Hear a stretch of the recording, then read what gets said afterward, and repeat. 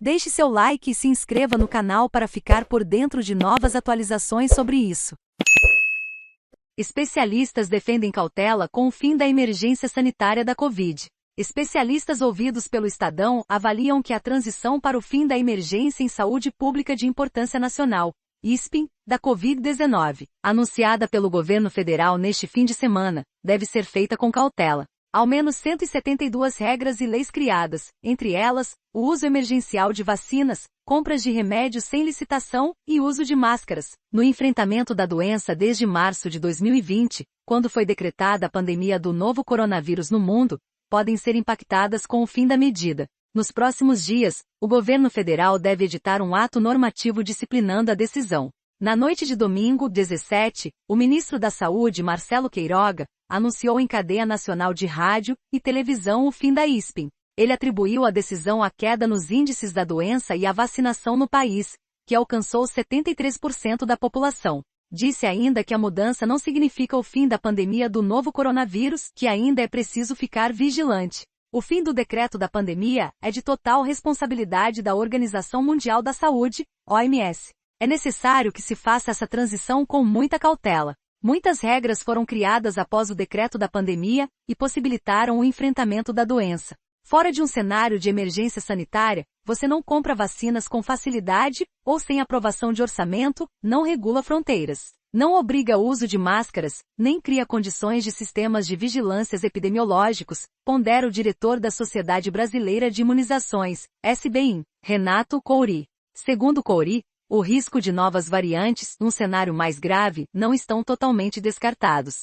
Certamente quando se fala de um vírus com essa imprevisibilidade, há o risco de surgirem novas variantes e a necessidade de termos de comprar vacinas, testes e respiradores e sobrecarregar nossas UTIs. Porém, nada impede que uma medida seja reeditada novamente, se for necessário. Precisamos migrar desse modelo, onde essas ferramentas possibilitaram todos os instrumentos de controle, para um modelo onde podemos continuar monitorando, fazendo sequenciamento genômico, com vigilância de eventos adversos das vacinas e compras das vacinas, disse. O diretor da SBIM lembra, por exemplo, que a vacina Coronavac ainda não tem um registro definitivo na Agência de Vigilância Sanitária, Anvisa. Das 4 vacinas que utilizamos no Brasil, Coronavac, Oxford, Janssen e Pfizer, a Coronavac é a única que não tem registro definitivo. Pode perder a condição de registro, a não ser que seja feito acordo com a Anvisa. É preciso cautela nesta transição, levando em conta todos os aspectos de diagnóstico, testagem, tratamento, assistências, vacinas, vigilância e medicamentos.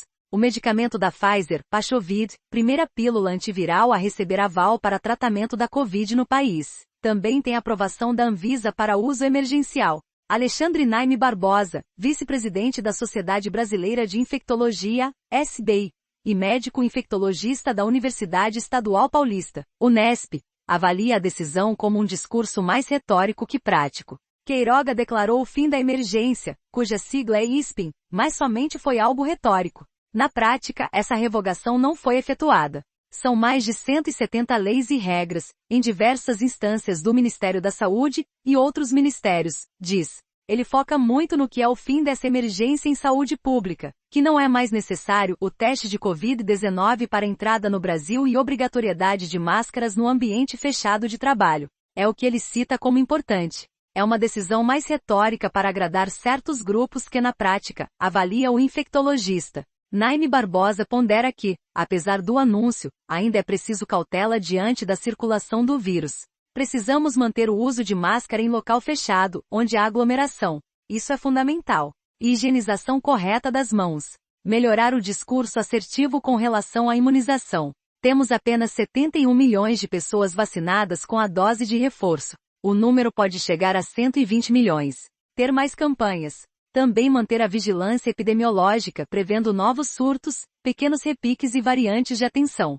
Com possibilidade de flexibilização caso haja melhora do cenário epidemiológico, mais restrição caso haja piora, defendeu. Apesar do anúncio, a decisão precisa passar por um período de transição entre 30 e 90 dias, para que os órgãos envolvidos se adaptem. Ou seja, nenhuma lei ou regra será revogada imediatamente. Especialistas esperam ainda que a revogação seja condizente com o atual estado epidemiológico do país. Raquel Stucchi, infectologista da Universidade Estadual de Campinas, Unicamp, considera que a decisão é mais burocrática.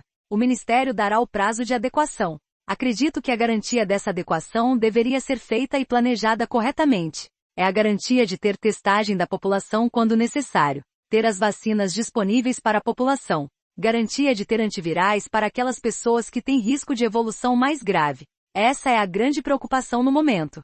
Considero que essa decisão de fim de emergência sanitária possa ser feita quando todos esses tópicos já tiverem todos planejados e prontos para serem colocados em operação por todos os municípios brasileiros. Para ela, consultoria da Sociedade Brasileira de Infectologia, além da Coronavac, pode ser que haja dificuldade na aquisição e mais burocracias para comprar testes de diagnósticos. Pode se tornar mais burocrático o processo de aquisição de testes de Covid, o que pode dificultar o diagnóstico da doença e ainda a aquisição de antivirais que ainda não fazem parte do SUS. Além da vigilância de quadros respiratórios, que é algo que existe esboço, mas deveria ser implementado ou atualizado, defendeu. Hélio Baixa, médico infectologista, membro do Comitê Extraordinário de Monitoramento da Covid da Associação Médica Brasileira, AMB, e consultor médico da Sociedade Brasileira de Infectologia, vê o fim da emergência em saúde pública como precipitado. A condição emergencial é o que nos possibilita podermos ter medidas práticas que modifiquem qualquer resposta frente a qualquer agravamento da condição sanitária. Hoje estamos vivendo uma condição de melhora, mas pela experiência de outros países, isso não necessariamente se mantém. Se mantiver, é muito bom. Mas as medidas de emergência poderiam ser mantidas. É uma ferramenta que o Ministério tem diante de novos eventos agravantes da pandemia, no nosso país, avalia o especialista. Veja também.